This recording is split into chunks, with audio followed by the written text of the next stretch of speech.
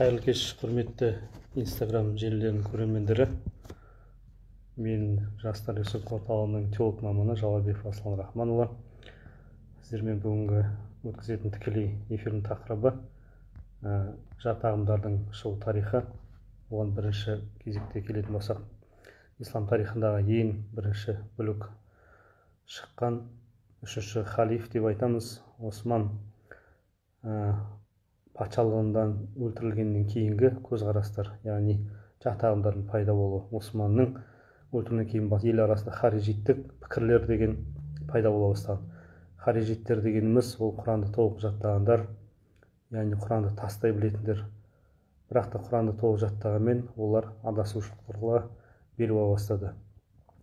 Олардың тіпті сәждеде жататындары соншалық дейді, олардың маңдайлары жара болып жүретін. Бірақ осы шыбықшылық еткендермен олар өкінішке орай абайша айтқанша хикмет парасаттылық деген болмаған дейді. Ал енді харижиттерге келетін болсақ, харижит деп аталу харижит сөздікте бөлініп шыққан, көшіп кеткен, қарсы шыққан, бағынудан бас тартқан, көтеріліс жасаған немесе сапты өзгерткен деген мағыналар білдіреді. Яғни хуружис деген сөздің түбірінен шыққан. Әдебиеттерде белгілі бір ағымды ұстанушылар ортақ аты ретінде жалпы алғанда харижи немесе осы сөздің көпше түрі хауариж деп қолданылады. Харижит ағымы Хазіреті Алидің төрешілік ұйғарымы қабылданған үшін оған қарсы шыққандығы және көтеріліс жасаған саяси қозғалыс болып табылады. Әуелі олар Хазіреті Алиді разиаллаху анхуды қолдап, кейіннен Хазіреті Мағауияға қарсы шығып соғысқан. Кейбір адамдар мәселенің түйін төрешілікпен шешу керек деген ойға қолдаған, біреулер қолданбаған болатын.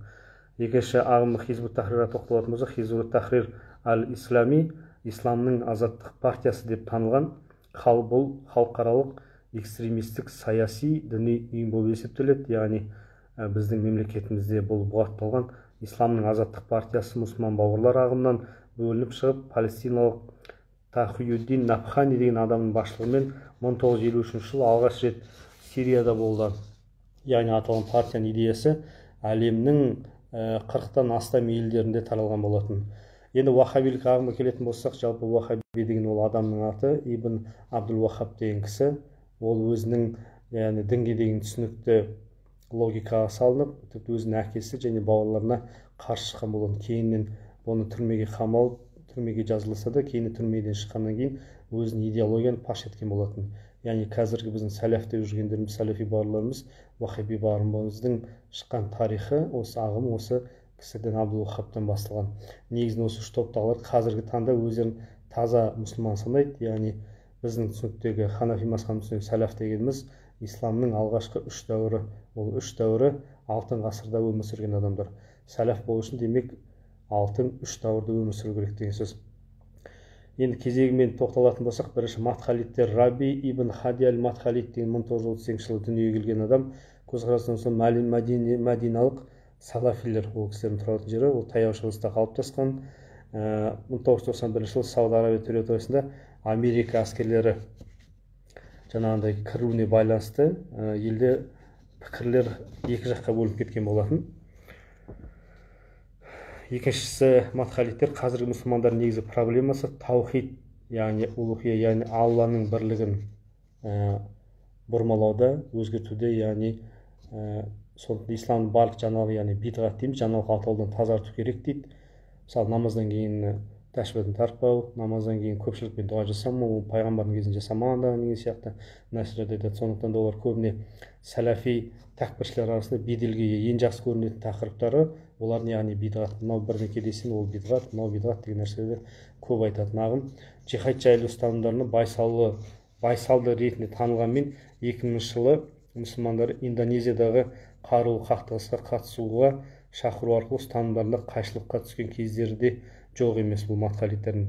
Демек қалыптасқан саяси жағдайға байланысты ұстанымдардың кез келген сәтте өзгеруі де мүмкін. Бұларды қаншалықты байсалды дегенімізбен тарихта із қалдырған уахабизм негізін қалаушы, жаңа айтып өткенімізде Мұхаммед Абдул Уахабтың төзімсіздігі мен билікке қарсы ұстанымын еске алсақ, оның конспиративті ұстаным екенін көріп отырамыз. Ал сүруриттерге келсек, олар мемлекеттің елге Америка әскерлерінің кіргізу шешіміне қарсы шыққан сол кездегі билік күпірлікпен айыпталған мәдиналық салафи жамағат болатын. Яғни басқа дін өкілдері, аллаға сенбейтіндер мұсылманның ел мемлекеттерінің ішіне әскер кіргіздеріне қарсы болған болып келетін. Олардың басшысы сириялық Мұхаммед әс-Сурури, яғни Албани, оларға осы суруриттер деген атауды беріп, үмметтің харижиттері деп аталған болатын. Енді Мұхаммед әс-Суруриға келетін болсақ, ол 50-60 жылдары мұсылман бауырлар ұйымының белсенді мүшесі болған. Яғни Саид Құтбтың әділетсіз басшыға қарсы шығу керек деген идеяларын жалғастырумен қатар сол кездегі дәстүрлі сунниттік ұстаушыларға реформа жасауға шақырған. Алайда сириялықтар, яғни Мұхаммед әл-Баннаның ізін жалғастырушылар бір ғана жолды ұстанып, өзге ағымдарды жамандау, жағдайын әлсіретіп, халықты, билікті құлатуға қарсы көтеруге кедергі келтіреді деп санайтын болған. Негізінен суруриттерге байсалды деп анықтама берілгенмен, әсілінде өте төзімсіз келеді. Ол кісілер мемлекет билігінің, яғни кәпір елдермен қарым-қатынас жасамауы қажет дейді.